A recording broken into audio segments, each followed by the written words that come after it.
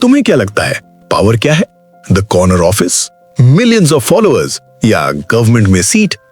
For generations हमें सिखाया गया है कि पावर मतलब लाउड होना, हासिल करना, अग्रेसिवली अपनी जगह बनाना। दोस्तों, अगर आपको लगता है कि दुनिया फेयर गेम है तो मैं आपको बता दूं, you are living in a fantasy. आज हम बात करने वाले हैं 3 ऐसे लॉज की जो आपको बताएंगे कि पावर गेम कैसे खेली जाती है। और ट्रस्ट मी, ये सिर्फ किताबों की बातें नहीं है, ये आपकी जिंदगी में, आपके कॉलेज में, आपकी जॉब में और हाँ, आपके सोशल मीडिया फीड में भी हर रोज हो रहा है। इस पर 6 वीडियो पहले आ चुके हैं। अगर आपने वो नहीं देखा तो इस वीडियो के बाद देख लेना। वीडियो का इंपॉर्टेंस तो आपको उसे देखने के बाद पता चल ही जाएगा। तो बकल अप, क्योंकि आज की राइड थोड़ी डार्क, थोड़ी फनी और बहुत ज्यादा रियल होने वाली है। तो पहला लॉ है know who you are dealing with, do not offend the wrong person.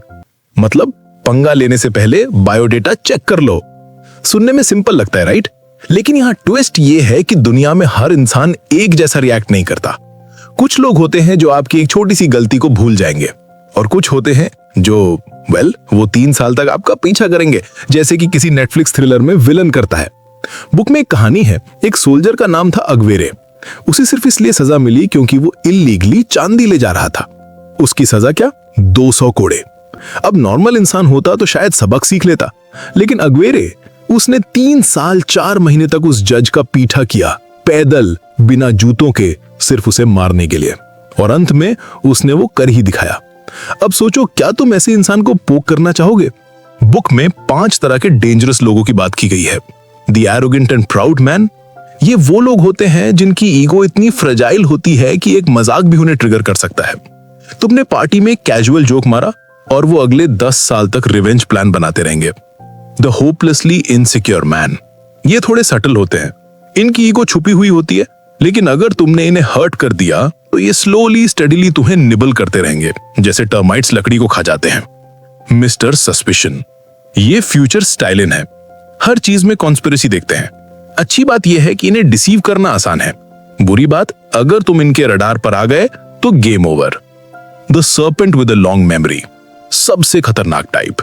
ये सरफेस पर शांत दिखते हैं, लेकिन अंदर ही अंदर रिवेंज प्लान बना रहे होते हैं। जब वक्त आता है तो ये कोल्ड ब्लडेड श्रूडनेस के साथ तुम्हें फिनिश कर देते हैं। द प्लेन अनअज्यूमिंग मैन, ये इतने सिंपल होते हैं कि इन्हें कॉन करना लगभग इम्पॉसिबल है, क्योंकि ये तुम्हारी ट्रिक्स को समझते ही नहीं। इनके साथ प्रॉब्लम रिवेंज नहीं, बल्कि यह है कि ये तुम्हारा टाइम, एनर्जी और सैनिटी वेस्ट कर देंगे। अब इसे आज की दुनिया में डिकोड करते हैं। कैंसिल कल्चर को लो। एक सेलिब्रिटी ने 10 साल पहले कोई प्रॉब्लमैटिक ट्वीट किया और आज वो करियर खत्म हो रहा है। क्यों? क्योंकि सोशल मीडिया पर एक पूरी आर्मी है जो the serpent with a long memory की तरह काम करती है। वो वेट करती हैं, रिसीट्स जमा करती हैं और जब राइट मोमेंट आता है, बूम, अटैक। या फिर वर्कप्लेस पॉलिटिक्स को देखो।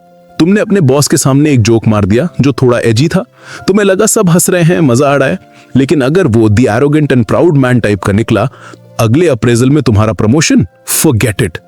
इंडिया में ये और भी इंटरेस्टिंग हो जाता है। हमारे यहाँ बड़ों का रिस्पेक्ट और हायरार्की का कॉन्सेप्ट बहुत स्ट्रांग है। तुम किसी सीनियर को कैजुअल वे में एड्रेस कर दो और वो पर्सनली ऑफेंडेड फील कर सकते हैं। कॉलेज में रैगिंग, ऑफिस में फेवरेटिज्म, पॉलिटिक्स में वेंडेटा, सब यहीं से कनेक्ट होता है। याद है वो पॉलिटिकल लीडर जो एक जर्नलिस्ट के अगेंस्ट डेफेमेशन केस फाइल कर देते हैं सिर्फ इसलिए क्योंकि उसने उनके बारे में कुछ लिख दिया? That's law 19 in action.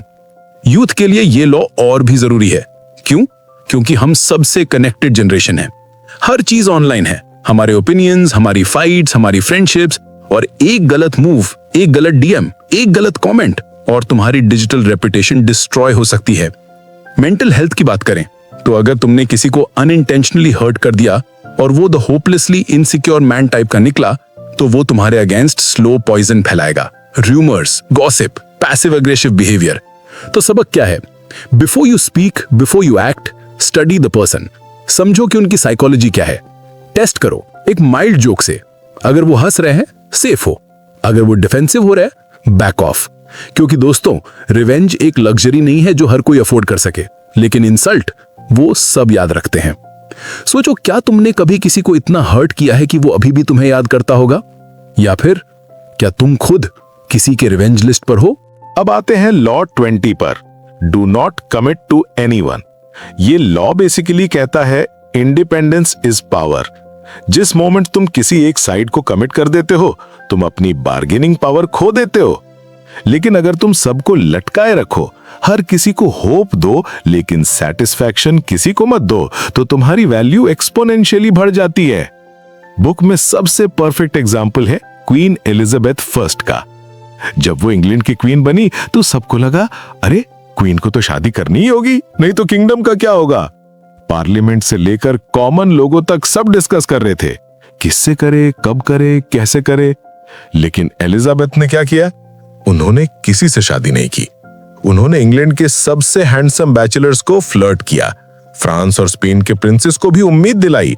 हर कोई सोच रहा था मैं वो लकी वन बन सकता हूं, लेकिन एलिजाबेथ ने कभी कमिट नहीं किया और रिजल्ट, वो एक लेजेंड बन गई, द वर्जिन क्वीन। उन्होंने पीस बनाए रखी, अलायंसेस बनाए रखे और सबसे बड़ी बात, वो किसी के कंट्रोल में नहीं आए। अब इसे समझते हैं पावर डायनामिक्स के थ्रू। जब तुम किसी को कमिट कर देते हो तो ए, तुम्हारी मिस्ट्री खत्म हो जाती है, बी, लोग तुम्हें ग्रांटेड लेने लगते हैं, सी, तुम्हारी ऑप्शंस सीमित हो जाती हैं। लेकिन अगर तुम अलूफ रहते हो तो ए, लोग तुम्हें चेज करते रहेंगे, बी, तुम्हारी वैल्यू बढ़ती रहेगी, सी, तुम्हारे पास ऑप्शंस रहेंगे। बुक में एक और एग्जाम्पल है, एल्सिबाइडीज, ग्रीक सोल्जर। उसने एथेंस, स्पार्टा और पर्शिया तीनों पावर्स के साथ खेला। हर किसी को उम्मीद दिलाई कि वो उनकी हेल्प करेगा। रिजल्ट, हर कोई उसे चाहता था, हर कोई उसे गिफ्ट्स दे रहा था और वो सबसे पावरफुल बन गया। आज की दुनिया में ये कॉन्सेप्ट और भी रेलेवेंट है। डेटिंग एप्स को लो, तुम स्वाइप करते हो, मैच होता है और फिर घोस्टिंग। क्यों? क्योंकि लोग ऑप्शंस खुले रखना चाहते हैं। Commitment equals to loss of freedom. या फिर जॉब मार्केट को देखो, सबसे सक्सेसफुल फ्रीलांसर्स वो होते हैं जो मल्टीपल क्लाइंट्स के साथ काम करते हैं, किसी एक पर डिपेंडेंट नहीं होते, वो अपनी टर्म्स पर नेगोशिएट करते हैं। जियोपॉलिटिक्स में भी यही खेल है। इंडिया की फॉरेन पॉलिसी देखो, हम रशिया के साथ भी दोस्ती रखते हैं, यूएसए के साथ भी। हम किसी एक कैंप में नहीं जाते, क्योंकि मोमेंट हम कमिट करेंगे, हमारी बार्गेनिंग पावर खत्म हो जाएगी। इंडिया में ये लॉ थोड़ा ट्रिकी है, क्योंकि हमारे यहाँ लॉयल्टी को बहुत वैल्यू दी जाती है। फैमिली में, फ्रेंडशिप्स में, वर्क प्लेस में, सब जगह एक्सपेक्टेड है कि तुम कमिटेड रहो। लेकिन रियलिटी ये है कि पॉलिटिकल पार्टीज ने हमेशा यही खेला है। लीडर्स जंप करते रहते हैं वन पार्टी से दूसरी में, क्योंकि वो जानते हैं लॉयल्टी से ज्यादा जरूरी है सर्वाइवल और पावर। कॉलेज पॉलिटिक्स में भी जो स्टूडेंट लीडर सबसे सक्सेसफुल होते हैं, वो वही होते हैं जो हर ग्रुप के साथ अच्छे रिलेशंस रखते हैं, लेकिन किसी के पूरी तरह साथ नहीं होते। यूथ के लिए ये लॉ एक डबल एज्ड स्वॉर्ड है। एक तरफ हम कमिटमेंट से डरते हैं, रिलेशनशिप्स में, करियर्स में, आइडियोलॉजीज में हम ऑप्शंस खुले रखना चाहते हैं, हम फोमो की जनरेशन है। लेकिन दूसरी तरफ ये कांस्टेंट नॉन कमिटमेंट हमें इमोशनली एग्जॉस्ट भी कर देता है। मेंटल हेल्थ क्राइसिस इसी से कनेक्टेड है। जब तुम कभी किसी चीज में पूरी तरह इन्वेस्ट नहीं करते, तो तुम्हें कभी जेन्युइन फुलफिलमेंट भी नहीं मिलती।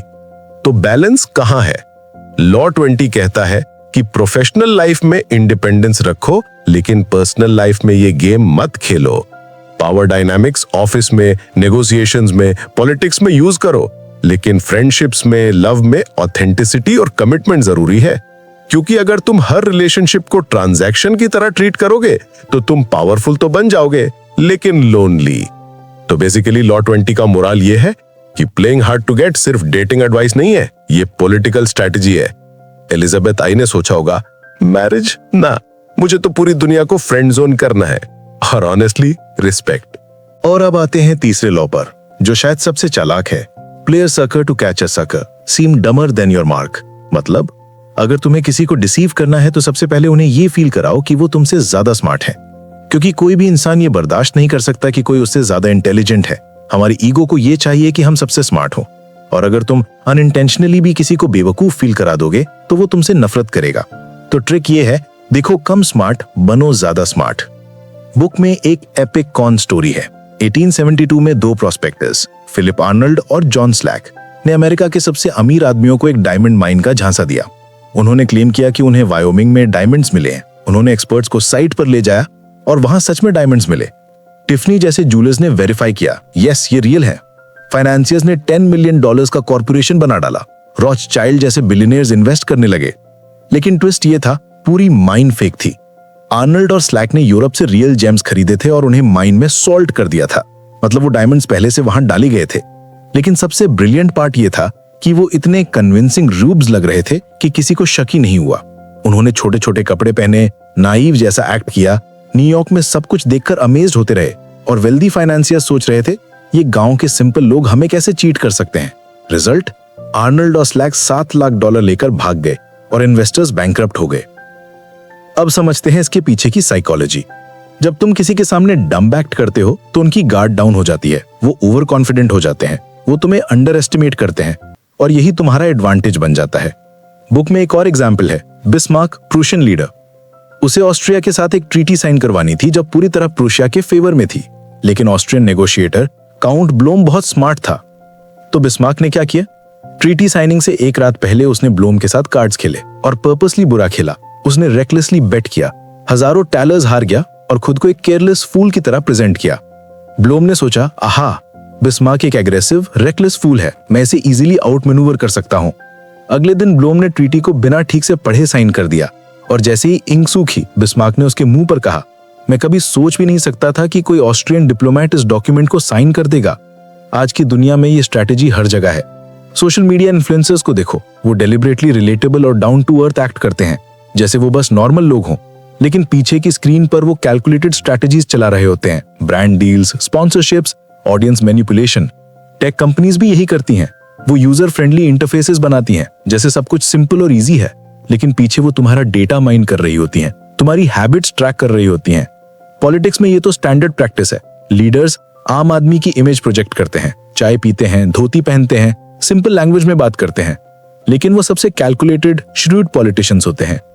इंडिया में ये लॉ बहुत इंटरेस्टिंग है। हमारे यहाँ सादगी और सरलता को बहुत रिस्पेक्ट दी जाती है और कई बार लोग इसी इमेज का फायदा उठाते हैं।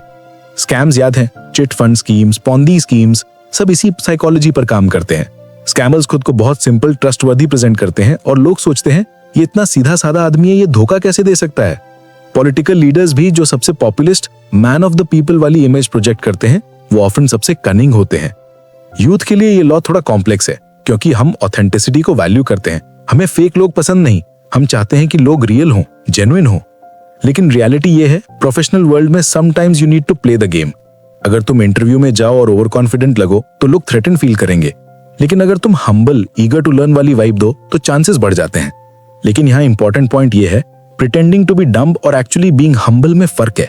लॉ 21 मैनिपुलेशन की बात करता है, लेकिन यूथ को यह समझना होगा कि लॉन्ग टर्म में ऑथेंटिसिटी और इंटेग्रिटी ज्यादा वैल्यूएबल है। हाँ, शॉर्ट टर्म गेम्स खेल सकते हो, लेकिन अगर तुम कंसिस्टेंटली मैनिपुलेटिव रहोगे तो लोग इवेंचुअली फिगर आउट कर लेंगे और फिर तुम्हारी रेपुटेशन डिस्ट्रॉय हो जाएगी। सोचो, कितनी बार तुमने खुद को अंडर एस्टिमेट करने दिया सिर्फ इसलिए कि तुम किसी को अनकंफर्टेबल नहीं करना चाहते थे, और कितनी बार तुमने किसी को अंडर एस्टिमेट किया सिर्फ इसलिए कि वो सिंपल लग रहे थे। तो दोस्तों, आज हमने 3 लॉज देखे। लॉ 19, लोगों को समझो, उनकी साइकोलॉजी पढ़ो, गलत इंसान को ऑफेंड मत करो। लॉ 20, अपनी इंडिपेंडेंस बनाए रखो, हर किसी को उम्मीद दो लेकिन किसी को ग्रांटेड मत लो। लॉ 21, खुद को अंडर एस्टिमेट करने दो लेकिन अंदर से शार्प रहो। ये लॉज डार्क हैं, मैनिपुलेटिव हैं और ऑनेस्टली थोड़े स्केरी भी हैं, लेकिन ये रियलिटी है। पावर डायनामिक्स हर जगह काम करती हैं, रिलेशनशिप्स में, वर्क प्लेसेस में, पॉलिटिक्स में, सोशल मीडिया पर। अब सवाल यह है कि तुम इस नॉलेज का क्या करोगे? क्या तुम इन लॉज को एथिकल वे में यूज करोगे, खुद को प्रोटेक्ट करने के लिए, स्मार्ट डिसीजंस लेने के लिए, या फिर तुम इन्हें मैनिपुलेट करने के लिए यूज करोगे? चॉइस तुम्हारी है। लेकिन एक बात याद रखो, जब तुम पावर गेम खेलते हो तो तुम सिर्फ दूसरों को नहीं, खुद को भी बदल रहे होते हो। तो सोचो, रिफ्लेक्ट करो और डिसाइड करो कि तुम किस तरह का इंसान बनना चाहते हो। अगर आज की वीडियो इंटरेस्टिंग लगी तो लाइक करो, शेयर करो और कमेंट में बताओ इन 3 लॉज में से कौन सा तुम्हें सबसे ज्यादा रिलेटेबल लगा। और हाँ, अगर तुम्हें लगता है कि ये लॉज अनएथिकल हैं तो वो भी बताओ, क्योंकि डिस्कशन जरूरी है। नेक्स्ट वीडियो में हम बाकी लॉज कवर करेंगे और ट्रस्ट मी, वो और भी माइंड बेंडिंग होने वाले हैं। तब तक के लिए स्टे स्मार्ट, स्टे अवेयर और स्टे क्वेश्चनिंग। Peace out.